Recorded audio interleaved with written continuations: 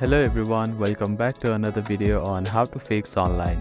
In today's video, I am going to show you how to fix login problems with Sky Mobile Piggy Bank. If you are having trouble logging into your bank account, here are some fixes you can try. The first thing to do is to check that you have a stable internet connection, either through Wi-Fi or cellular data.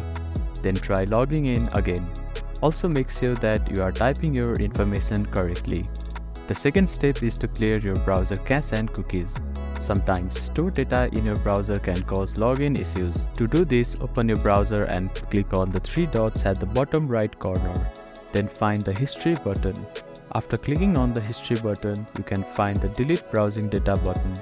Click on it, then select the time range as all time. Now, click on Delete Browsing Data and confirm it once again. After that, your browser cache and cookies will be cleared. Then simply try logging in again. You can also try updating your browser. Open your App Store or Play Store and search for your browser. Check if there are any updates available for your application. You will see an update button. Tap on it to download the latest version of it. If the issue still persists, try accessing the login page using a different web browser or device. I hope these fixes help you to get logged into your bank account. If none of the above steps resolve the issue, reach out to the Sky Mobile Piggy Bank customer support for assistance.